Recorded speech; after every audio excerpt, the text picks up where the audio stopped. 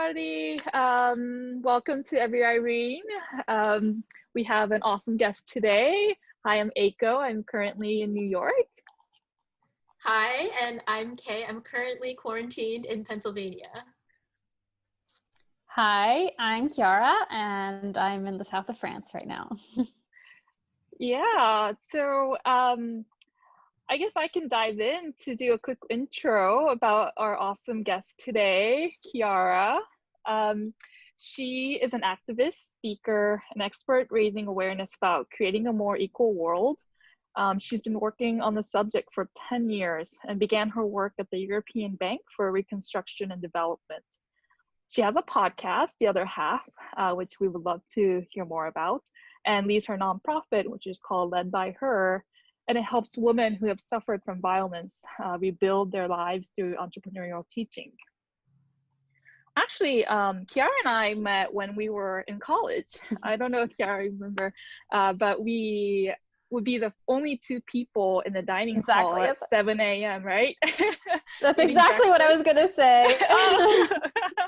Yeah, and then we were also on the crew team, so we knew a little bit about each other, and we ended up being in the same dorm for sophomore, junior, and senior years. So and then we've been friends ever since. So perhaps I will kick off with the very first question. So we can tell your background from LinkedIn or all these kind of titles, right? But we really want to learn about everyone's kind of journey.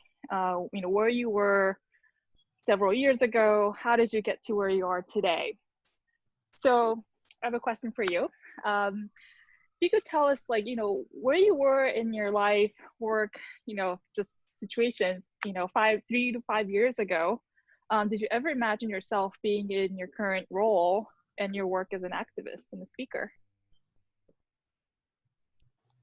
Sure. So, I think my journey was probably a bit different in that I don't think I always knew what I wanted to do, but through my first job, which was working for an international organization, I was offered to work on gender-related issues, and that's where I discovered that this was really interesting, that this was going to be a huge issue during my lifetime, and that I really wanted to keep working on this cause. That job, I really loved its mission, and maybe I didn't love the everyday way of achieving that mission. Because it wasn't suited for me to be in a big corporate style environment. So then I created my own NGO because I felt like I needed to be much more on the ground and much more connected to the issues, and to really understand them and to really build a community project, which I really became passionate about. And I did that for several years.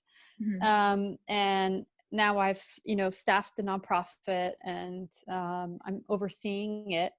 But after a while, I kind of evolved out of it as well, because I became more passionate about not just sort of curing the problems which we were seeing, violence against women, but thinking about how can we make sure as a society that we are not seeing these problems in the first place. So raising awareness and getting people to understand these issues, so that we're no longer going to need, gender equality projects in several years. And so I made this evolution slowly. And I think by doing what I did in my work through my nonprofit and being present and talking about what I was doing, it was becoming clear that I was becoming a larger voice in the community. I was becoming much more of a voice than just a leader of a nonprofit. And so that I cultivated as I saw that emerge. And I think that's where, I kept doing, in a way, what nourished me, what felt good, what felt where my heart was. And that is where it took me to where I am today. Yeah, that's awesome. Yeah, Chiara, I love it. For our audience that aren't familiar with Every IRENE, we are a international community to elevate women and their allies in Japan. So in Japanese, it's Every IRENEは日本の女性とその仲間を応援するインターナショナルコミュニティです。And I love kind of what I'm hearing from you, Chiara, is moving more upstream, right, in terms of all these issues regarding gender equality.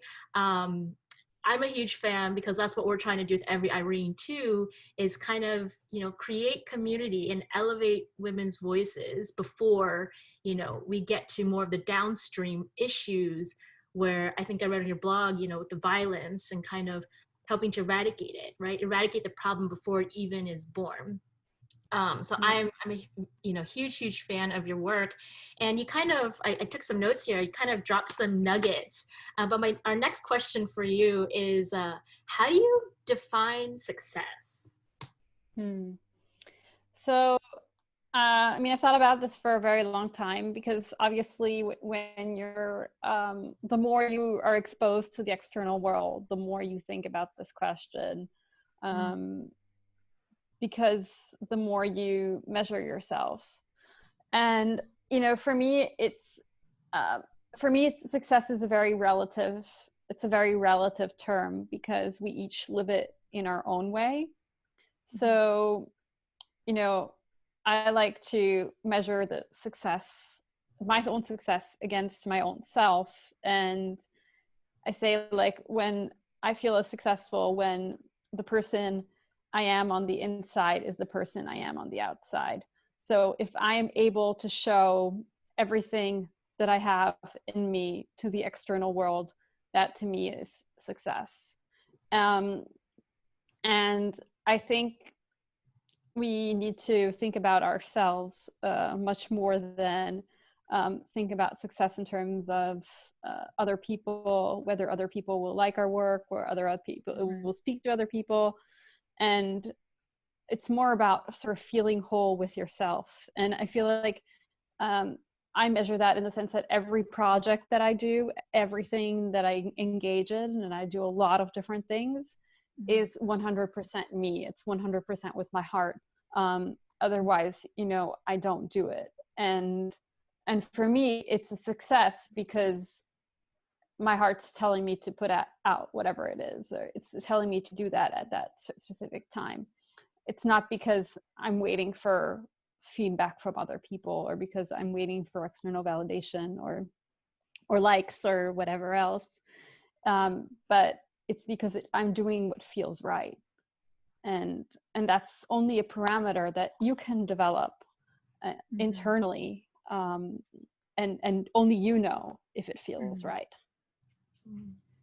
Yeah, did you always feel that way? Because I didn't, you know, because, you know, we went to these brand name schools, and you see people around, you know, us and what they do in their lives, you know, Facebook, you know, Mark Zuckerberg and all that. But how did that kind of come about in terms of your overall journey from, you know, being at the European Bank to starting your nonprofit to now working as more on the kind of expert consulting advisor role? So yeah, so I think changing dimensions or changing ways of working, you know, also makes you rethink yourself and repurpose yourself. And I think that also makes you, you know, more humble in a way, because you have to kind of restart and think in a different way. And I mean, I remember, you know, when I went from having a role in a prestigious organization to being, you know, a 25-year-old with no role, and of my own nonprofit that nobody knew of, like, that was worth nothing. And, you know, feeling that yeah, of like, okay, what about when people ask me where do I work, you know? Yeah. And then, yeah, and then you just see that actually, like, you just see that you start, I think with time, you start developing a sort of confidence that comes more from inside you than from the outside, you know. And yeah, and then I think it's a sense of belief in yourself that you develop. And now, you know, I tend to think that if tomorrow I go do something completely different, you know, I'm going to be okay, and I'm not going to doubt myself, and I'm not going to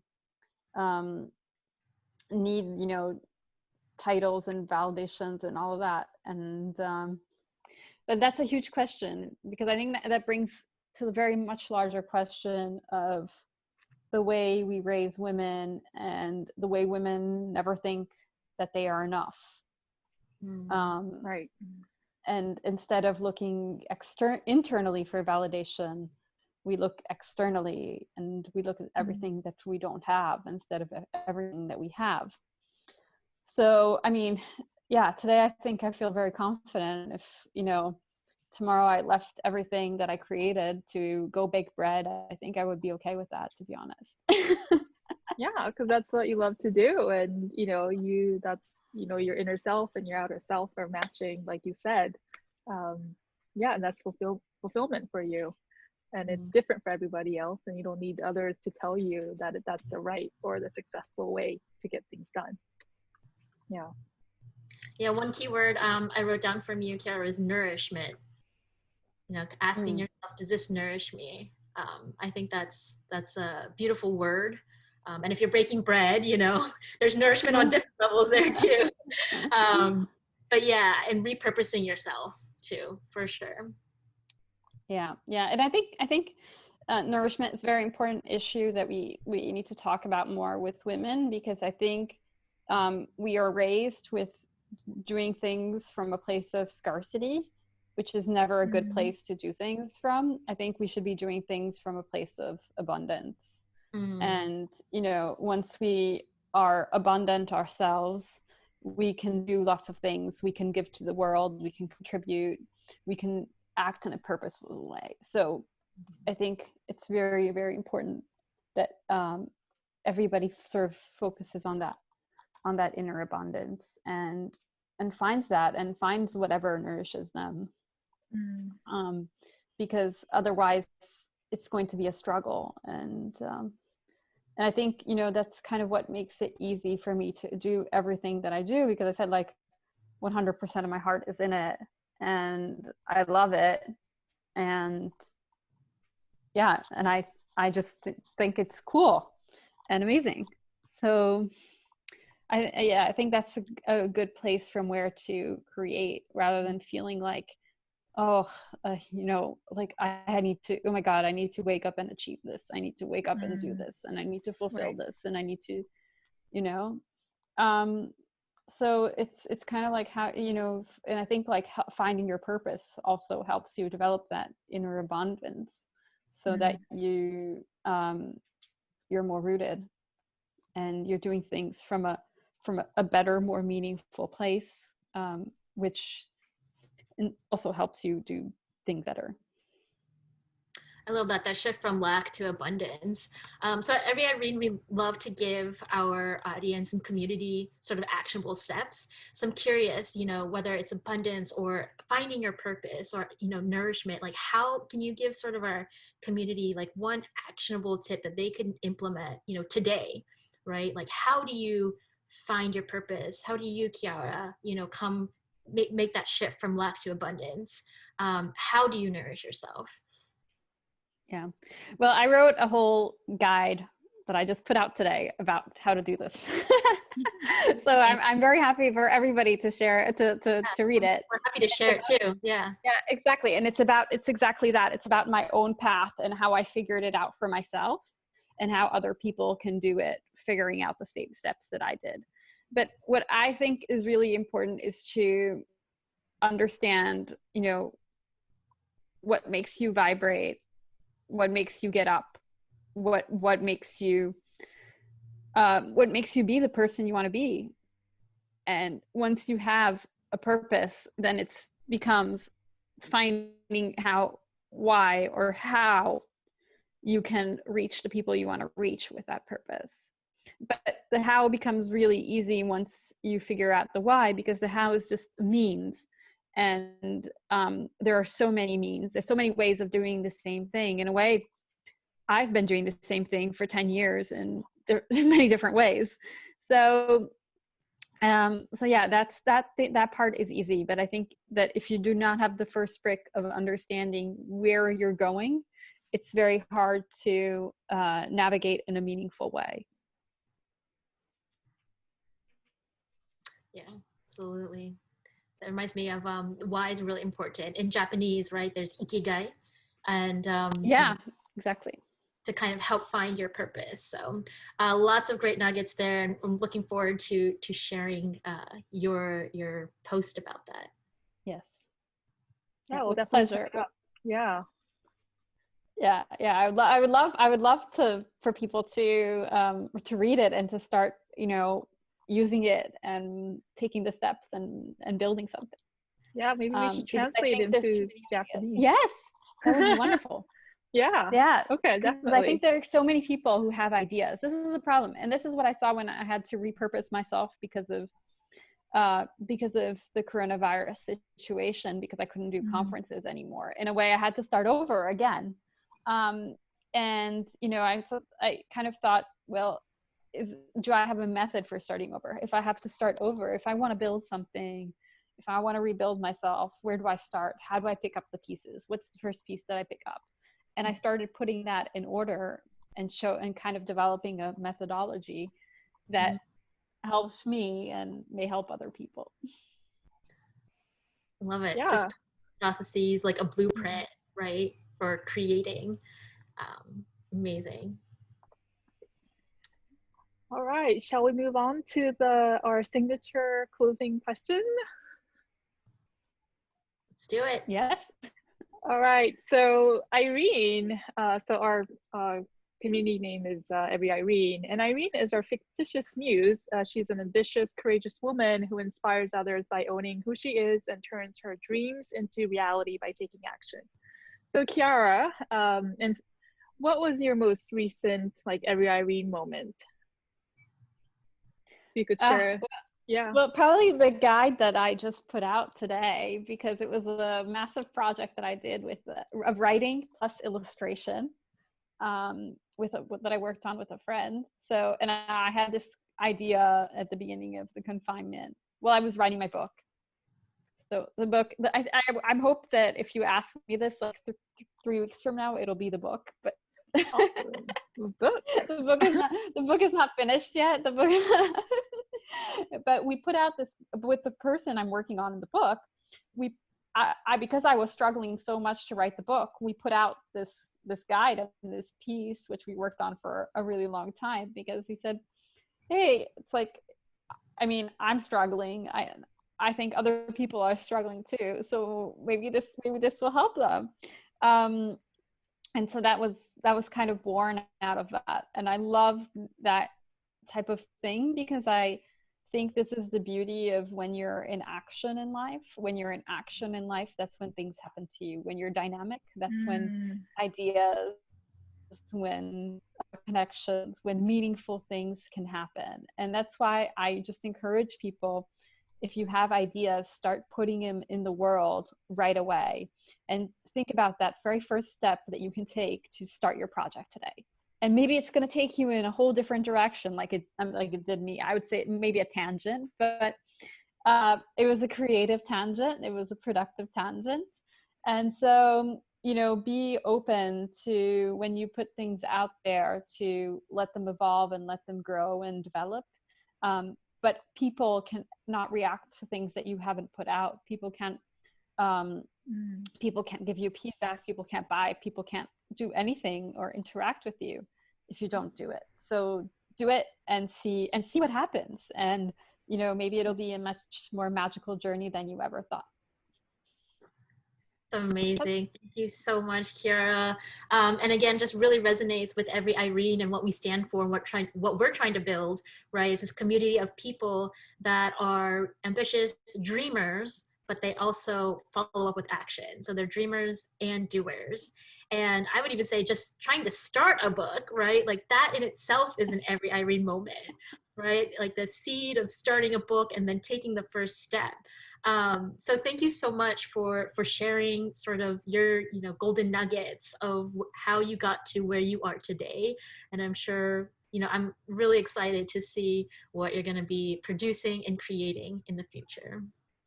Oh yeah, I'm very, very excited. And if any of your listeners want to connect, I'm very happy, very happy and very active on social media. So I'm ultra Yes, happy please to connect. tell us, how they can connect with you, your website, your Instagram handle. Tell us all that. So my podcast is called The Other Half, and it's available. It's conversations with male leaders around the world about gender equality, and it's available on all podcast platforms. And you can find me as Chiara Condi on all social media: LinkedIn, Twitter, Instagram, Facebook, everything. And I also created a Facebook group for people who are building things and want to share and get my feedback, which is called the School of Resilience. And you're welcome also to join that. So, yay! I love it. We'll make sure to share the links below. Yes. When we publish this on our site and our YouTube channel. Thank you so much, Chiara, for coming on. Thank you to our listeners listening. Until then, everyone, keep dreaming and keep doing. Thank you. Thank you.